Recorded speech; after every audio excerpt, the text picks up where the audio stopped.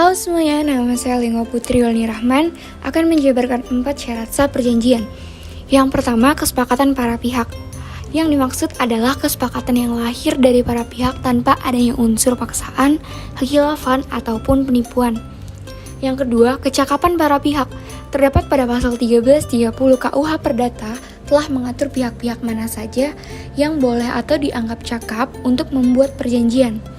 Yang ketiga, adanya objek perjanjian.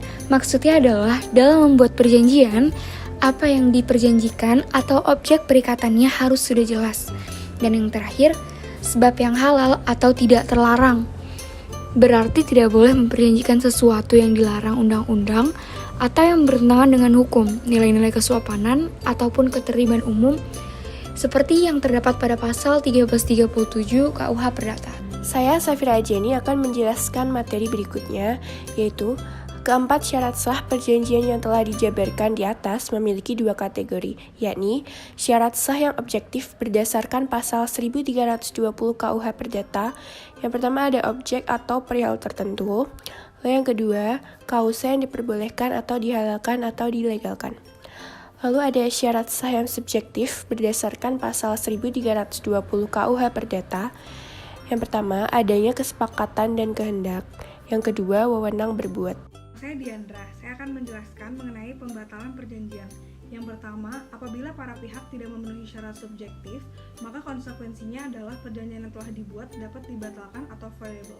Artinya, salah satu pihak yang merasa dirugikan dapat mengajukan permohonan pembatalan kepada hakim. Namun, perjanjian tersebut tetap mengikat para pihak sampai adanya keputusan dari hakim mengenai pembatalan tersebut. Yang kedua, apabila para pihak tidak memenuhi syarat objektif, maka perjanjian tersebut akan dianggap batal demi hukum atau null and void. Artinya, perjanjian ini dianggap tidak pernah ada sehingga tidak akan mengikat para pihak. Kan nama saya Rianto Monangan, saya akan membahas ketentuan-ketentuan umum dalam perjanjian. Yang pertama adalah somasi. Somasi adalah surat teguran dari si berpiutang atau kreditur kepada si berutang atau debitur agar dapat memenuhi prestasi sesuai dengan isi perjanjian yang telah disepakati antara keduanya. Yang kedua adalah wan prestasi. Wan prestasi mempunyai hubungan yang sangat erat dengan somasi, di mana wan prestasi adalah tidak memenuhi atau lalai melaksanakan kewajiban sebagaimana yang ditentukan dalam perjanjian yang dibuat antara kreditur dan debitur. Yang ketiga adalah ganti rugi. Ganti rugi adalah tuntutan imbalan yang dibebankan kepada orang yang telah menimbulkan kesalahan kepada pihak yang dirugikannya. Yang keempat adalah keadaan memaksa. Keadaan memaksa dijelaskan pada pasal 1244 KUH Perdata dan pasal 1245 KUH Perdata yang menyatakan memberikan kelonggaran penggantian biaya. Yang kelima adalah risiko. Risiko adalah di mana seorang berkewajiban untuk memikul kerugian jika ada suatu kejadian di luar kesalahan salah satu pihak yang menimpa benda yang menjadi objek dalam perjanjian.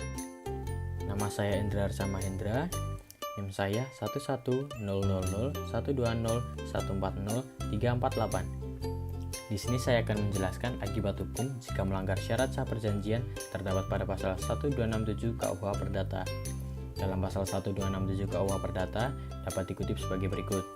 Pihak yang terhadapnya perikatan tidak dipenuhi dapat memilih memaksa pihak yang lain untuk memenuhi persetujuan jika hal itu masih dapat dilakukan atau menuntut pembatalan persetujuan dengan penggantian biaya, kerugian, dan bunga. Pengesampingan pasal 1266 dan pasal 1267 adalah supaya dalam hal terjadinya wan prestasi atau tidak terpenuhinya isi perjanjian oleh salah satu pihak, maka yang pertama, pembatalan suatu perjanjian tidak perlu melalui proses permohonan batal ke pengadilan, melainkan dapat berdasarkan kesepakatan para pihak itu sendiri, terdapat pada pasal 1266. Yang kedua, pihak yang tidak dipenuhi perikatannya dapat memaksa pihak yang lain untuk memenuhi isi perjanjian atau menuntut pembatalan perjanjian tersebut ke pengadilan dengan membebankan penggantian biaya, kerugian, dan bunga. terdapat pada pasal 1267. Nah, apabila Anda ingin membuat suatu perjanjian, baiknya Anda sudah memahami bagaimana syarat-syarat untuk melakukan perjanjian hingga tidak terjadinya wan prestasi.